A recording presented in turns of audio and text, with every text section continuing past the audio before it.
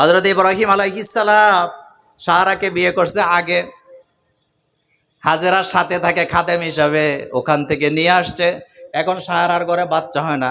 সাহারা এবার হযরতে হাজেরার ব্যাপারে স্বামীকে প্রস্তাব দিতেছে, ও আমার প্রাণের স্বামী, তোমাকে আমি আমার জীবনের চাইতে বেশি ভালোবাসি, কিন্তু একটা বাচ্চা হওয়া দরকার, একটা বাচ্চা নেওয়ার দরকার, আবার আমার বোনটার জন্য একটা স্বামীর দরকার। তার যে চরিত্র, তার যেই মর্যাদা, সাধারণ মানুষের কাছে তাকে বিয়ে দেওয়া মানায় না। সেজন্য আমি প্রস্তাব দিচ্ছি আমার বোনের ব্যাপারে, তুমি তাকে বিয়ে করো। সুবহানাল্লাহর আস্তে কর।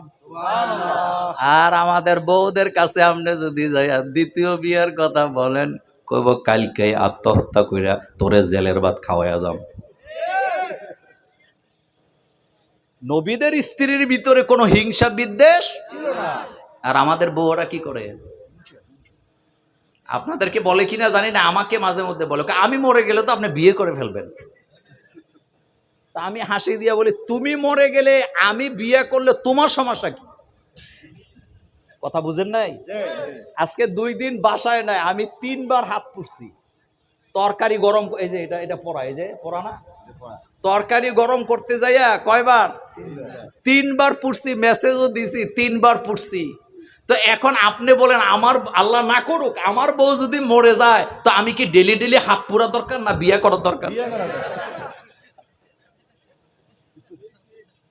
কিন্তু এই জায়গায় মানতে জানি না।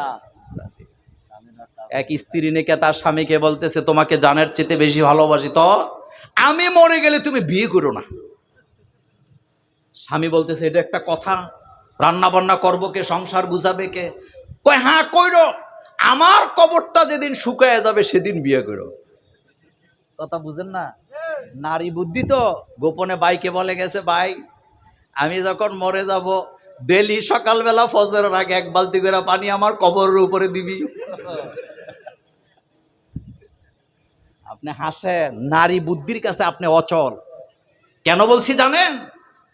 ছেলে মেয়ে প্রেম করে অথবা কেউ কোনো মহিলার সাথে পরকীয়া করে যখন ধরা পড়ে, নারীটা ঠিকই কায়দা কানুন করে বেঁচে যায়, ছেলেটাকে জনমের মতো শায়েস্তা করে ছেড়ে দেয়। কারণ পুরুষের কথা কেউ বিশ্বাস। আমি যে আপনাদের প্রিয় ভাই, আলেকজান্ডারের বাজারে যদি আমি কোনো সময় আসি, আর কোনো অচেনা মহিলা যদি আমার পাঞ্জাবি ধরে একটা সিল্লানি দিদারে, হুজুর মোল্লা নাজিমে আমার ইজ্জত নষ্ট করছে, 100 লোক থাকলে একজনও আমাকে বিশ্বাস করার কোনো সম্ভাবনা। কথা কনা কেন? কথা কি সত্য বলতেছি? আপনি পুরুষ না, খুব আমাদের চেয়ারম্যান হোক, মেম্বার হোক, যত বড় হুজুর হন, আপনি গুলিস্তানে গেছেন, আপনাকে সবাই চিনে। কিন্তু বাইতুল মোকাররমের গেটের সামনে কোনো নারী যদি কোনো পুরুষের জামা টেনে ধরে বলে যে আমার ইজ্জত নষ্ট করছে, আপনি কাউকে বিশ্বাস করাতে পারবেন না, আপনাকে কেউ বিশ্বাস করবে না, পাত্তাও দিবে না। মহিলা যেটা কয় হেডই ঠিক।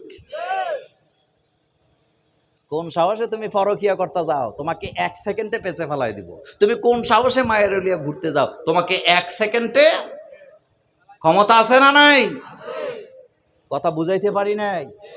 আরে বাপরে, জানের ইদানিং আমার বাইরে হয়েছে হালাল প্রেম।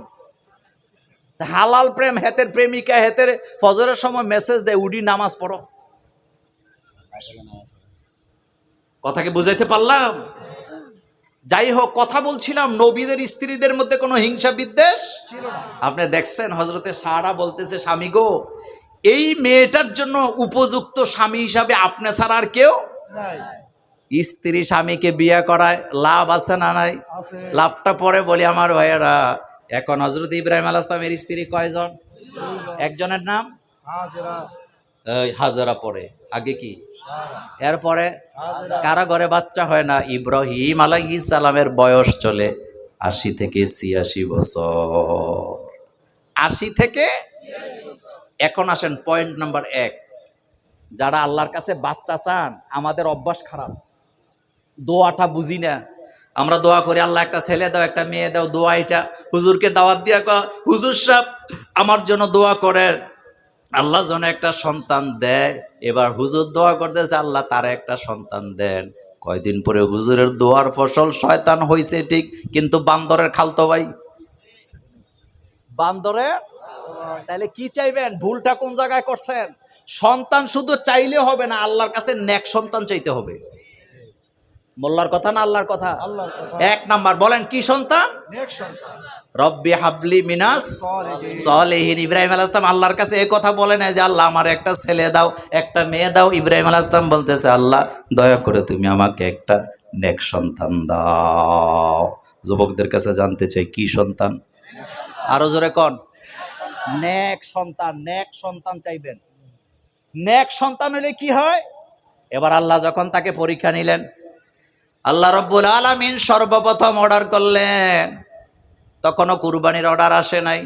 আল্লাহ বললেন যাও তোমার এই আদরের ছেলেকে 80 বছর বয়সের সময় যে ছেলে আমি তোমারে দিছি তাকে শুদ্ধা, তার মাকে শুদ্ধা এমন জায়গায় রেখে আসবা যেই জায়গায় গাছও নাই, মরুভূমির মাঝখানে রেখে আসবা, চতুর্দিকে যাতে কোনো গাছপালা না থাকে। হযরত ইব্রাহিম আলাইহিস সালাম হযরতে হাজেরাকে নিয়ে খুঁজতে এখন যেই জায়গায় কাবা ঘরটা আছে আমার ভাইয়েরা, এই জায়গায় যাইয়া তিনি চতুর্পাশে তাকায় দেখলেন এখানে কোনো গাছপালা নাই। রৌদ্রের মধ্যে পাহাড়ের চিপায় ওই কাবাঘর তখন দেখা যায় না। নিজের স্ত্রীকে নিজের ছেলেকে রেখে কয়েক টুকটুক খেজুর আর একটু পানি দিয়া চলে যাচ্ছে। স্ত্রী জিজ্ঞেস করছে কার হুকুমে আমাকে রেখে যাও? তিনি কাঁদতে কাঁদতে আরেক দিকে তাকায় বললেন আকাশ আর জমিনের মালিকের হুকুমে রেখে গেলাম। স্ত্রী হাসি দিয়া বলতেছে আকাশ আর জমিন রবের হুকুমে যদি রেখে যান আমার জন্য চিন্তা করার দরকার নাই, তিনি আমার হেফাজত করবে। কি মজার কথা, কি মজার কথা! ছেলেকে তার স্ত্রীকে এক জায়গায় রেখে চলে যাচ্ছে, কানতে কানতে এক জায়গায় যে দোয়া করতেছে আল্লাহ আমার আদরের ছেলে আমার স্ত্রীকে হেফাজতের দায়িত্ব তোমার। চলে গেছে ফেলে। কিছু তো যাওয়ার পর ফিরে ফিরে তাকায়, তিনি তো চলেই গেছে, 2-1 দিনের ভিতরে খেজুরও শেষ, পানিও শেষ। হযরতে হাজেরা ছেলের জন্য পানির টেনশন নিয়ে একবার সাফা পাহাড়ে যায়, আরেকবার মারোয়া পাহাড়ে যায়, দাঁড়ায় দাঁড়ায় দোয়া করে আল্লাহ আমার প্রতি আমার সন্তানের প্রতি রহম করো। দৌড়ায় যাইয়া হযরত ইসমাইল আলাইহিস সালামের পায়ের কাছে নজর করে দেখে এই পায়ের কাছ থেকে নিচ থেকে পানি উঠতেছে। জিব্রাইল আমিন সেই জায়গায় এত জোরে আঘাত করলেন, সেই আঘাতের চোটে পানি নিচ থেকে বেরিয়ে আসতেছেন। এই পানি দেখার পরে তিনি বুঝতে পারছে এত পানি উঠলে এটা মরুভূমিতে বন্যা হয়ে যাবে। এবার তিনি বালু দিয়ে গ্রাও দিয়ে বলতেছেন জম জম। সুবহানাল্লাহ আসে না? কি বলছে? জম জম, মানে থামো। এই কূপটা রাসূল সাল্লাল্লাহু আলাইহি ওয়াসাল্লামের দাদা যখন প্রেসিডেন্ট, নাম কি? আব্দুল মুত্তালিব, এই কূপটা তখন হারায় গেছিল বলতে এই কূপটাকে তারা নষ্ট করার জন্য বালু দিয়ে ঢেকে দিছিলেন। আল্লাহ পাক রাসূল সাল্লাল্লাহু আলাইহি ওয়াসাল্লামের দাদাকে 1বার 2বার নয় 10 বার স্বপ্ন দেখাইছে তুমি কূপটা খুঁজে বাইর করো। সুবহানাল্লাহ বাড়ি যে তুমি কূপটা খুঁজে বাইর করো। তিনি এটা রাসূল সাল্লাল্লাহু আলাইহি ওয়াসাল্লামের দাদা যখন প্রেসিডেন্ট আব্দুল মুত্তালিব, তিনি তখন কূপটাকে আবার খুঁজে বের করছে। আর এই কূপ কি দুনিয়ার অন্য কূপের মতো? কি পানি! এই পানিতে এনার্জি আছে, ভিটামিন আছে, ক্যালসিয়াম আছে, আশ্চর্যজনক পানি। হাজিরা যখন তাওয়াফ করে ক্লান্ত হয়ে যায় 1 গ্লাস জমজম খাইলে ক্লান্ত আর থাকে না। জমজমের পানির এত মর্যাদা।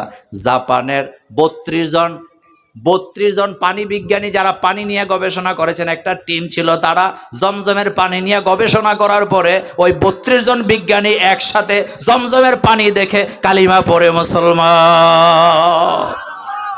কয়জন? জাপানে একসাথে 32 জন ডক্টরেট করা বিজ্ঞানী যারা জমজমের পানি নিয়ে গবেষণা করেছেন 6 বছর। জমজমের পানির উপকরণ দেখে তারা স্বীকার করেছেন পৃথিবীতে এই রকমের পানি আর কোথাও নাই, আর এই পানিটা আল্লাহ মুসলমানদেরকে দান করছে। পানি জমায়া দিছে। খেজুর যেগুলা খাইছিলেন, সকালে খেজুরের বিচি ফালায়, বিকাল বেলা যায় দে এটা গাছ বড় হয়ে গেছে, পরের দিন সকালে যায় দে খেজুর পাইকাস। সময় লাগে কয়দিন? 1 দিন। কথা শুনেন, আল্লাহ রহমত কাকে বলে? তিনি এখান থেকে এক সপ্তাহ পরে এখানে আর মরুভূমি নাই, ওই যে খেজুরের বিচি ফালাইছে এখানে একটা গ্রাম হয়ে গেছে। সুবহানাল্লাহ পড়েন। কি হয়ে গেছে? ব্যবসায়িক বণিকেরা, কাফেলার লোকেরা উট নিয়ে যাচ্ছিলেন 2 মাইল 3 মাইল দূরে দিয়ে। তো পানি থাকে যেখানে, উপরে পাখি উড়ে। আপনারা তো শহরের মানুষ, বুঝবেন, যেখানে পানি থাকে উপরে কি উড়ে? পাখি উড়ে। গাছ আছে যেখানে, পাখি আছে সেখানে। ব্যবসায়িক বণিকেরা দূর থেকে তাকায় দেখে এখানে গ্রাম দেখা যায় কেন, এটা তো এই রাস্তা হবে না, আমরা কি রাস্তা ভুল করলাম নাকি? আরেকজন কয় চল কাছে যায় দেখি ঘটনাটা কি। এবার পুরা কাফেলার লোকেরা তাদের উটগুলাকে নিয়ে পানির সন্ধানে, যেহেতু উপরে পাখি উড়ে, নিশ্চিত এখানে পানি আছে, কাছাকাছি যায় দেখতে পেলেন একজন সুন্দরী রমণী নারী তার ছোট বাচ্চাকে নিয়ে বসে আছেন। ব্যবসায়িক বণিকেরা বললেন, ওই মহিলার চেহারার মধ্যে আমরা এত মর্যাদার ভাব গাম্ভীর্য দেখতে পাইছিলাম, ওই মহিলাকে দেখার পরে আমাদের কোনো কাহেস তখন আসে নাই, আমাদের কাছে মনে হলো যেন তিনি আমাদের মা, তিনি আমাদের কাছে। গেলাম, গিয়ে বললাম এখানে গ্রাম আসলো কোত্থেকে? তিনি পুরা ঘটনা বললেন।